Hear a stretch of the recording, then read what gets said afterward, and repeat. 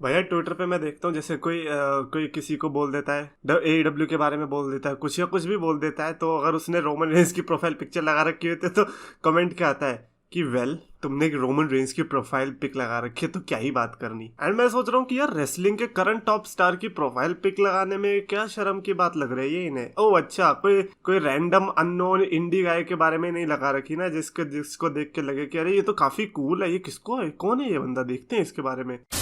तो ऐसे मैं चैंपियंस ऑफ द वर्ल्ड में ऑथोरिटी एक्सेटर आज का टाइटल है 4 कारण कि रोमन रेंस को WWE रेसलमेनिया 38 में डबल चैंपियन क्यों नहीं बनना चाहिए। आर्टिकल का लिंक रहेगा डिस्क्रिप्शन में, थैंक्स टू स्पोर्ट्स कीड़ा फॉर दैट आर्टिकल, और जो उनकी रीजनिंग है वो भी आप जाकर पढ़ सकते हो और भी आर्टिकल पढ़ सकते हो। बट लेट्स सी कि मतलब मैं तो सिर्फ हेडलाइंस पढ़ूंगा और जो बाकी रिव्यू मैं अपनी तरफ से देने वाला हूँ, that whether should I agree और नॉट। क्या यार, तूने रोमन रेंस की स्टार्टिंग में तारीफ करी और अब तू कह रहा है कि नहीं बनना चाहिए। देखो समझा करो, जब 2 बंदे लड़ रहे होते हैं ना तो एक का चांस होता है कि हारेगा वो, और 50-50% चांसेस है इसमें तो। और जिस तरह से रोमन रेंस उंगली दिखाते हैं ना, कहीं मुझे लग रहा है कि इस बार रेफरी की जगह अंपायर को ना खड़ा कर दे, और जैसे रोमन रेंस बोले उंगली उठाओ ब्लड लाइन को ज्वाइन करो, अंपायर उंगली उठाएगा, पता क्या चलेगा, ही इज आउट, क्योंकि अंपायर के लिए उंगली उठाना मतलब यू आर आउट। क्या बहुत बेकार जोक था। खैर, सबसे पहले इन्होंने रखा है कि रेसलमेनिया जैसे इवेंट में रोमन रेंस के टाइटल रन को खत्म करने का अच्छा मौका रहेगा। ओके देखो, पहली बात तो मेरे को नहीं पता कि आपको इतना क्या उतावलापन आ रहा है कि रेसलमेनिया में रोमन रेंस का,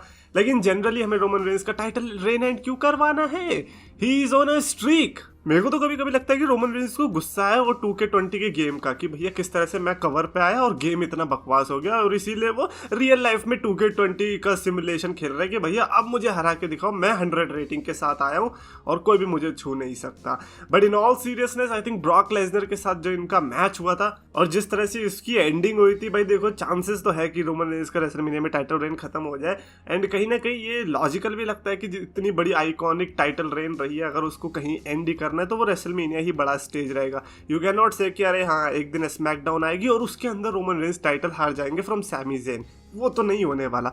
तो ऑफ कोर्स अगर कभी मौका भी आएगा कि रोमन रेंस टाइटल हारेंगे तो वो रेसलमेनिया ही होगा, but is it going to be WrestleMania 38 or we should wait for 39? I'm going for 39, which means कि मैं क्या ये कह रहा हूँ कि ब्रॉक लेसनर को यहाँ पे मैच हारना चाहिए, कह सकते हो। यार मैं ना बहुत ही बड़ा इस बार गैम्बल ले रहा हूँ, मैं सही में रोमन रेंस की साइड ही जा रहा हूँ, और इस बार मुझे पता है कि पूरी दुनिया ब्रॉक लेसनर की साइड होने वाली है और मैं अकेला ही रोमन रेंस की साइड खड़ा रहूंगा।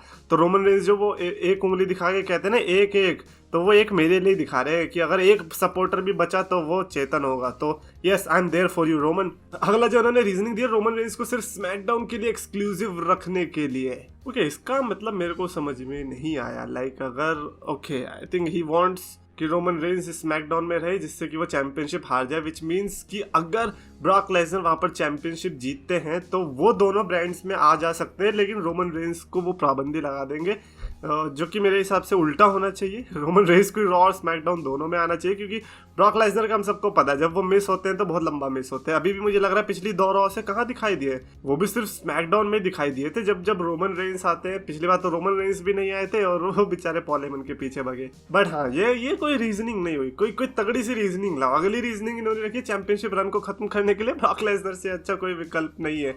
ये तो खैर मैं मान सकता हूँ, but at the same time the rock exist, पर द रॉक वही बंदा है जो कि मुझे नहीं लगता कि WWE चैंपियनशिप रन के लिए आएगा। मेरे को लगता है कि अगर रॉक वर्सेस रोमन होगा भी मेन इवेंट में भी हो सकता है, no doubt about that, but क्या वो टाइटल के लिए होगा उस पर थोड़ा डाउट रहने वाला है। और championship rain I think Brock Lesnar और रोमन रेंस की जिस तरह की हिस्ट्री रही है, मेरे को पता नहीं ऐसी फीलिंग आती है कि नहीं रोमन रेंस को जीतना चाहिए। मैं बता दूं क्योंकि रेसलमेनिया 31 में भी हमें क्लियरली दिखा कि लाइक ब्रॉक लेसनर ही अपर हैंड दिखा रहे थे और वो तो अच्छा हुआ उसका रिजल्ट नहीं आया। देन आया रेसलमेनिया 34 जिसमें ब्रॉक लेसनर ने हरा दिया, और अगर आप अब भी अगर ब्रॉक लेसनर को ही हरा दोगे देन देयर इज नो वे कि रोमन रेंस कैसे भी करके टॉप पे जाने वाले हैं। बट अगर आप कह रहे हो कि वो हारेंगे तो ब्रॉक लेसनर से फिर अच्छा कोई ऑप्शन ही नहीं है, क्योंकि अब तो आपके पास ऐसे भी कोई बड़े स्टार है नहीं कि भैया आपके पास बहुत सारे ऑप्शंस है, एक John Cena, triple H, Shawn Michaels, Batista, ये सब तो है ही नहीं। तो हाँ इस चीज पर हम डेफिनेटली अग्री कर सकते हैं। एंड फाइनल रीजन जो है वो मैं नहीं ले रहा हूँ, मैं चाहता हूँ कि आप जो आर्टिकल जो है पढ़ो, देख लो उसमें कि कौन सा लास्ट का रीजनिंग रहेगा। इनफैक्ट मैं अपनी तरफ से एक रीजनिंग दे देता हूँ कि रोमन रेंस को टाइटल क्यों हारनी चाहिए,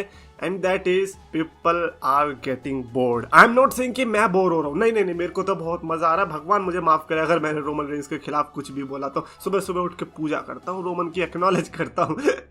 तो रोमन रेंस के लिए जो मेरा लाइक इकलौता रीज़न वही है कि लोग बोर हो रहे हैं। मतलब सोशल मीडिया पे एक हवा जो चलती है ना, अब वो धीरे धीरे हवा चलती मेरे को दिखी है पिछले 1-2 महीने में कि रोमन रेंस का टाइटल बोरिंग हो, इवन दो वो नहीं देखते। मतलब उनका स्टेटस अगर आप देखोगे तो उनका लिखा रहता है कि I don't watch WWE anymore, I only watch NWA, PWG, DDP, पता नहीं कौन कौन सी अलग अलग प्रमोशंस है।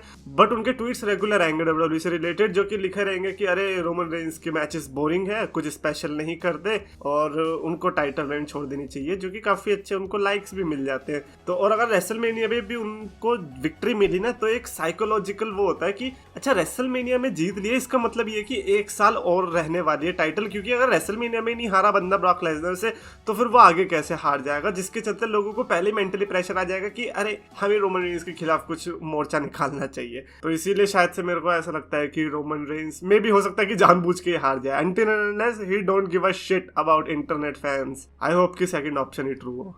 एनीवेज कमेंट्स में लिखकर बताना, डू यू ऑल्सो थिंक कि रोमन रेंस को नहीं हारनी चाहिए चैंपियनशिप, या फिर हारनी चाहिए चैंपियनशिप? एक कोई रीजन दे दो कि क्यों, कमेंट्स में लिखकर बताओ। और अगर आपको वीडियो पसंद आए तो प्लीज लाइक करो, शेयर करो, चैनल को सब्सक्राइब करो। एक रीजन इसीलिए मांगो बिकॉज रोमन रेंस को भी एक ही रीजन चाहिए, जो कि आप फोटो में भी देख सकते हो। रेसलिंग फैंस को पास बुलाया, मीठे शब्दों से सबका दिल था चुराया, अपने नाम का सच टर्म था बनाया, 2 लाख का इसने परिवार था जुटाया।